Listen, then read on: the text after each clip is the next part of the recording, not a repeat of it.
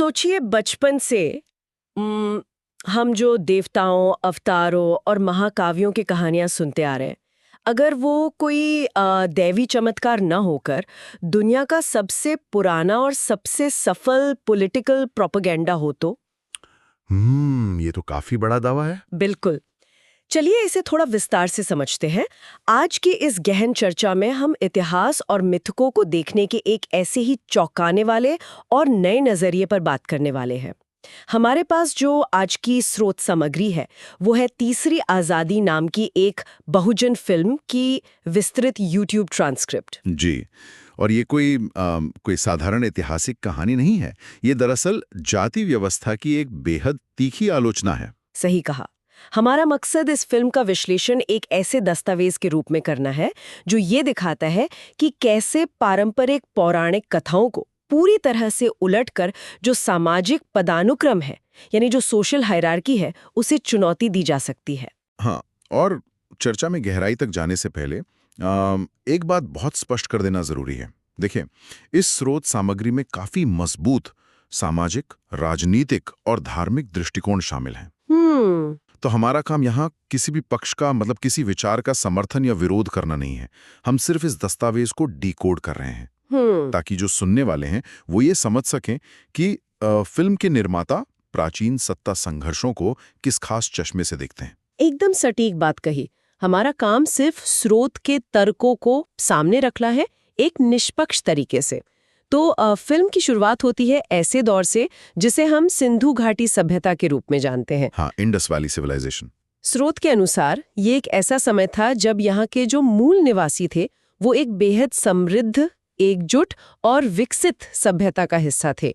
वहाँ कृषि थी, उन्नत कला थी और सबसे बड़ी बात वहाँ समानता थी।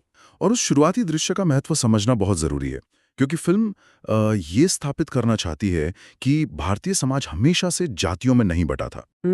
वो एक पूर्व औपनिवेशिक खुशहाली का दौर था। हर व्यक्ति अपनी क्षमता के अनुसार काम कर रहा था, मतलब संसाधनों पर किसी एक खास समूह का कोई एकाधिकार नहीं था। अगर इसे आज के कॉरपोरेट जगत के संदर्भ में समझे तो हाँ, बताइए। तो ये कुछ ऐसा है जैसे किसी बहुत ही सफल, शांतिपूर्ण और मुनाफे वाली कंपनी का किसी बाहरी समूह द्वारा एक तरह का हॉस्टाइल टेकओवर कर लिया गया हो। अरे वाह, ये एनालॉजी बहुत सही है ना? और इस टेकओवर के बाद उस कंपनी के जो असली संस्थापक थे उन्हें सबसे निचले दर्जे की नौकरी पर धकेल दिया गया हो और उनके सारे शेयर्स छीन लिए गए हों। बिल्कुल, ये उपमा इस पूरी फिल्म के मूल ढांचे को बहुत ही अच्छे से समझाती है। फिल्म इसी हॉस्टाइल टेकओवर की कहानी पर केंद्रित है।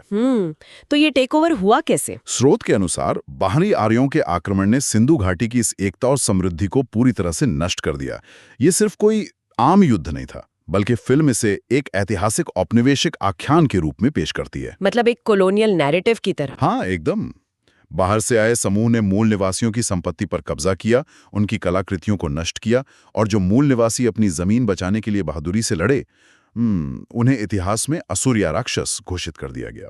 और यहीं से, मेरा मतलब है यहीं से समाज का वो खतरनाक विभाजन शुरू होता है जिसे आज हम वर्ण व्यवस्था या जाति व्यवस्था के रूप में जानते हैं। सही कहा। विजेताओं ने खुद को सबसे ऊपर रखा और हारने वालों को ब्राह्मण, क्षत्रिय, वैश्य और शूद्र के पदानुक्रम में सबसे नीचे धकेल दिया, जो आगे चलकर हजारों जातियों में बंट गया। इस विभाजन का जो मनोविज्ञान है वो समझना बहुत दिलचस्प है। बिल्कुल। क्योंकि जब कोई बाहरी समूह किसी बड़े भूभाग पर कब्जा करता है तो सिर्फ तलवार के जोर पर वह हमेशा राज नहीं कर सकता।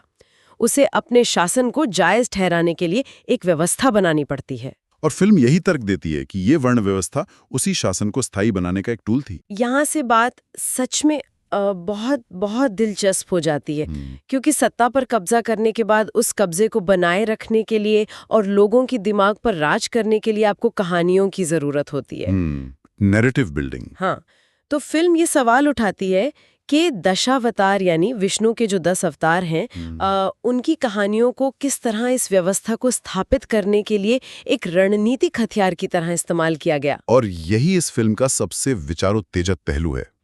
ये अवतारों को कोई दैवी चमत्कारों के रूप में नहीं देखती, बल्कि इन्हें राजनीतिक और सैन्य रणनीतियों के रूप में डिकोड करती है। जैसे कि कोई उदाहरण?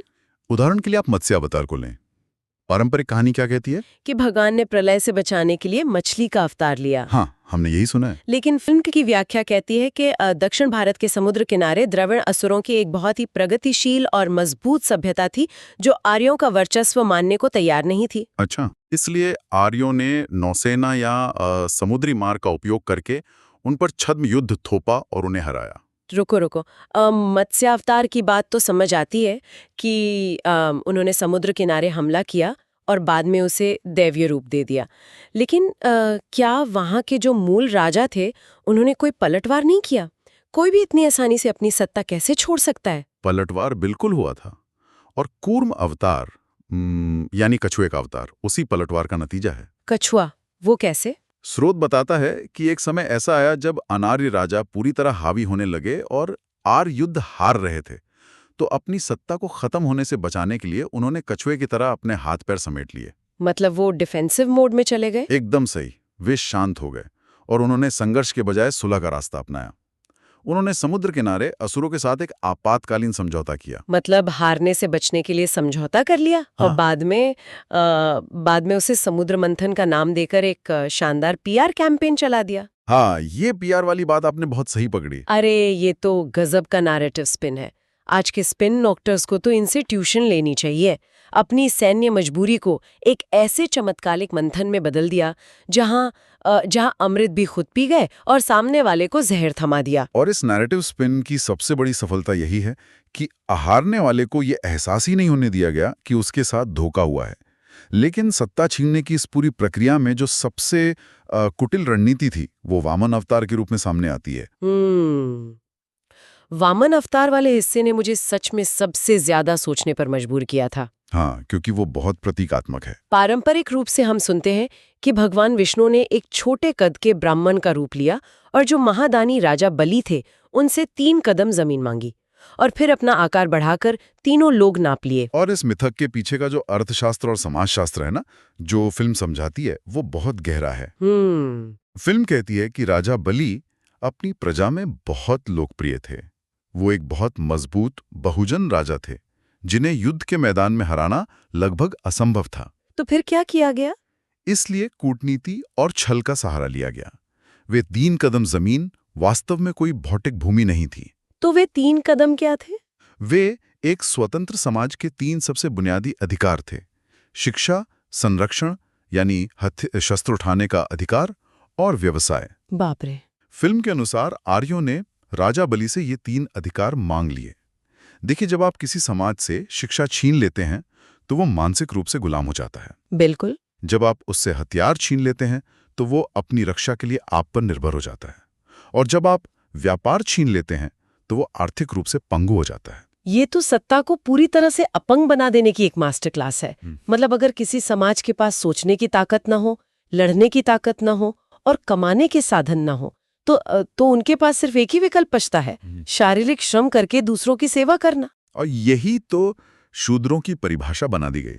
सच में ये किसी चमत्कार के नहीं बल्कि एक सुनियोजित तरीके से अधिकारों को छीनने और फिर उसे धर्म का नाम देने की कहानी लगती है। और ये समझना बहुत जरूरी है कि शारीरिक ताकत से आप किसी को कुछ समय के लिए दबा सकते हैं, लेकिन पीढ़ियों तक गुलाम बनाए रखने के लिए आपको उनके दिमाग पर नियंत्रण करना होता है। Mind control. हाँ, व्यवस्थागत उत्पीड़न को धर्म का आवरण पहना दिया गया, ताकि जो शोषित है वो अपने शोषण को ही अपना धर्म मान ले। और जब इस व्यवस्था को लागू कर दिया गया तो इसे टूटने से बचाने के लिए सबसे अहम हो जाता है ज्ञान और कौशल पर एकाधिकार बनाए रखना। बिल्कुल, मोनोपोली। ट्रांसक्रिप्ट में रामायण और महाभारत के 2 बहुत ही शक्तिशाली दृश्यों का जिक्र है, शंभुक वध और एकलव्य की गुरु दक्षिणा। ये दोनों घटनाएं इसी एकाधिकार को बचाने की हिंसक कोशिशें लगती हैं मुझे। शंभुक का प्रसंग सत्ता के इस डर को बहुत स्पष्ट रूप से दिखाता है।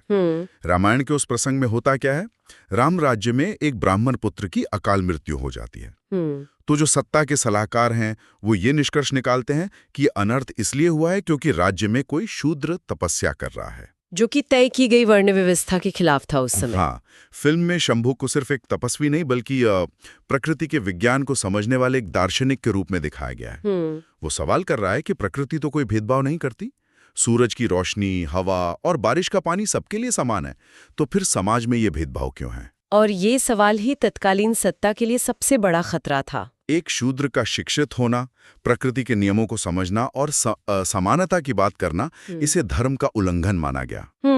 राम शंभू के पास जाते हैं और उसका वध कर देते हैं। ये सिर्फ एक व्यक्ति की हत्या नहीं थी, एक पूरे वर्ग को ये संदेश था कि ज्ञान की ओर बढ़ाया गया हर कदम मौत की तरफ ले जाएगा। खौफनाक। और इसी तरह महाभारत में एकलव्य की कहानी आती है। एकलव्य एक आदिवासी था जो खुद अपने दम पर जंगल में अभ्यास करके एक बेहतरीन धनुर्धर बन गया था। और द्रोणाचार्य के लिए ये एक अलार्म बेल की तरह था। कैसे? सोचिए, अगर एक आदिवासी बिना किसी संस्थागत प्रशिक्षण के क्षत्रिय राजकुमार अर्जुन से बेहतर धनुर्धर बन सकता है, तो इसका मतलब है कि योग्यता किसी वर्ण की मोहताज नहीं है। सही बात है, टैलेंट तो किसी में भी हो सकता है। और इससे उनकी वो पूरी वर्ण व्यवस्था ढह जाती जो कहती थी कि शस्त्र उठाने और शासन करने का अधिकार केवल क्षत्रियों को है। स्रोत में एकलव्य का एक बहुत ही मार्मिक संवाद है, जहां वो कहता है कि अगर द्रोणाचार्य ने उसका अंगूठा न मांगा होता तो महाभारत का युद्ध सत्ता की लालसा का नहीं बल्कि समानता का संग्राम होता। लेकिन मैं यहाँ एक चीज सोच रही हूँ, द्रोणाचार्य सीधे अपने सैनिकों को भेजकर एकलव्य को मरवा भी तो सकते थे। उन्होंने गुरु दक्षिणा का ये मनोवैज्ञानिक खेल क्यों खेला? बहुत अच्छा सवाल है, क्योंकि अगर वे उसे मरवा देते तो वो एक शहीद बन जाता और शायद आदिवासी विद्रोह कर देते। ओहो। लेकिन गुरु दक्षिणा के नाम पर अंगूठा मांगकर उन्होंने उस अन्याय को एक महान त्याग और अनैतिक कर्तव्य का रूप दे दिया। एकलव्य को ऐसा महसूस कराया गया कि वो अपने गुरु के प्रति अपना धर्म निभा रहा है। ये तो साइकोलॉजिकल मैनिपुलेशन की हद है। यही तो मनोवैज्ञानिक नियंत्रण की चरम सीमा है, जब पीड़ित खुद अपने हाथों से अपना हथियार काटकर अपने उत्पीड़क को सौंप दे और उस पर गर्व भी करे। ये सच में रोंगटे खड़े कर देने वाला विश्लेषण है। लेकिन इतिहास गवाह है कि जहां उत्पीड़न होता है वहां कभी ना कभी प्रतिक्रिया भी होती है। फिल्म सिर्फ इस शोषण की कहानी नहीं कहती, बल्कि इस मजबूत व्यवस्था के खिलाफ उठी आवाजों और क्रांतियों को भी दर्ज करती है। और इस कड़ी में स्रोत महात्मा बुद्ध का सबसे प्रमुखता से उल्लेख करता है। बुद्ध का? हाँ, बुद्ध ने आकर इस पूरी व्यवस्था की नींव ही हिला दी। उन्होंने समानता का संदेश दिया, जन्म के आधार पर ऊंच नीच को नकारा, वेदों की सत्ता को चुनौती दी और सबसे बड़ी बात, उन्होंने ईश्वर और पुजारियों के भय से लोगों को मुक्त कर दिया। और इसका सीधा असर तो अर्थव्यवस्था पर पड़ा होगा। अगर लोग अनुष्ठानों और कर्मकांडों में विश्वास करना बंद कर दें तो उस पर पलने वाले एक पूरे वर्ग का वर्चस्व खतरे में पड़ जाएगा। पूरे आर्यावर्त में लोग बुद्ध की तरफ मुड़ने लगे थे। बिल्कुल, जब लोगों ने मुफ्त श्रम देने और धार्मिक कर चुकाने से मना कर दिया तो शासक वर्ग में दहशत फैल गई। बुद्ध के इस वैचारिक विद्रोह से घबराकर ही सत्ता को वापस अपने हाथों में लेने और लोगों में खौफ पैदा करने के लिए मनुस्मृति की रचना की गई। फिल्म मनुस्मृति के जिन दंड विधानों का जिक्र करती है ना, वे सिर्फ सजा नहीं लगते, बल्कि वे एक तरह का स्टेट स्पॉन्सर्ड टेररिज्म यानी राज्य द्वारा प्रायोजित आतंकवाद लगते हैं। एकदम सही शब्द इस्तेमाल किया आपने। जैसे अगर कोई शूद्र वेद सुन ले तो उसके कान में पिघला हुआ सीसा डाल देना। मतलब ये कितनी भयंकर सजा है। सोचिए, सीसा डालना एक अत्यंत क्रूर और सार्वजनिक सजा है। इसका मकसद सिर्फ उसे एक व्यक्ति को सजा देना नहीं था, बल्कि देखने वाले हजारों लोगों के मन में ऐसा खौफ बैठाना था कि पीढ़ियों तक कोई ज्ञान की तरफ देखने की हिम्मत ना करे। ये नियम समाज को डराने के लिए बनाए गए थे, ताकि जो जहां है वहीं बना रहे। लेकिन खौफ की भी एक मियाद होती है। आधुनिक काल में आते आते ये प्रतिरोध और मजबूत हुआ। फिल्म में ज्योतिबा फूले और सावित्रीबाई फूले के संघर्ष को दिखाया गया है। जब उन्होंने इस एकाधिकार को तोड़कर महिलाओं और पिछड़ों को शिक्षित करने का बेड़ा उठाया तो उन पर पत्थरों और कीचड़ से हमला किया गया। और फूले दंपत्ति पर हुआ यह हमला इस बात का सबूत है कि सदियों बाद भी ज्ञान पर एकाधिकार खोने का डर शासक वर्ग के भीतर कितनी गहराई तक बसा था। बिल्कुल। इसी तरह फिल्म छत्रपति शाहू महाराज का एक वाकया दिखाती है। वो एक ताकतवर राजा थे लेकिन जब वे नदी में स्नान कर रहे थे तो उनका राज पुरोहित बिना नहाए अशुद्ध अवस्था में ही उनके लिए मंत्र पढ़ने लगा। एक राजा के साथ ऐसी गुस्ताखी। हाँ, और जब पुरोहित से इसका कारण पूछा गया तो उसने भरी सभा में कहा कि वेदों के अनुसार शाहू महाराज क्षत्रिय नहीं बल्कि शूद्र हैं। क्या? इसलिए एक शूद्र राजा के लिए उसे स्नान करके शुद्ध होने की जरूरत नहीं है। ये तो जाति व्यवस्था के अहंकार की पराकाष्ठा है। एक राजा जिसके पास सत्ता है, सेना है, हाँ। उसे भी सिर्फ उसकी जाति के कारण एक पुरोहित द्वारा अपमानित किया जा सकता है। बिल्कुल। ये दृश्य साबित करता है कि इस देश में जाति का पदानुक्रम राजनीतिक सत्ता से भी कहीं ज्यादा शक्तिशाली रहा है। तो इस पूरी ऐतिहासिक यात्रा का हमारे आज से क्या लेना देना है? इस सवाल का जवाब फिल्म के उस दृश्य में मिलता है जो डॉक्टर B.R. अम्बेडकर के 1927 के महाड़ सत्याग्रह यानी चवदार तालाब के संघर्ष को दिखाता है। ये आधुनिक भारत के इतिहास का एक बहुत बहुत बड़ा टर्निंग पॉइंट था। ओहो, वो चवदार तालाब जहां सार्वजनिक रूप से जानवरों को, कुत्तों और बिल्लियों को पानी पीने की खुली छूट थी, लेकिन एक अछूत इंसान अगर उसे छू ले तो पानी अपवित्र हो जाता था। जी। ये सुनकर ही समझ आता है कि इस व्यवस्था ने इंसानियत को किस हद तक गिरा दिया था। अम्बेडकर का वहां जाकर पानी पीना सिर्फ प्यास बुझाने की घटना नहीं थी, वो सदियों से चले आ रहे उस अमानवीय मनोवैज्ञानिक बैरियर को तोड़ने का ऐलान था। उन्होंने ये साबित किया कि जब तक समाज का एक हिस्सा जानवरों से भी बदतर जीवन जीने को मजबूर है, तब तक कोई भी सभ्यता खुद को महान नहीं कह सकती। स्रोत में एक जगह बहुत ही तीखी बात कही गई है कि अगर किसी समाज में एक इंसान को सड़ा हुआ मांस खाने पर मजबूर होना पड़े तो ये उस मजबूर इंसान का नहीं बल्कि उस पूरी व्यवस्था और सभ्यता का अपमान है। एकदम सच बात है। और यहीं से हमें इस फिल्म की शीर्षक तीसरी आज़ादी का असली अर्थ समझ में आने लगता है। हाँ, फिल्म इसके अर्थ को बहुत स्पष्टता से रखती है।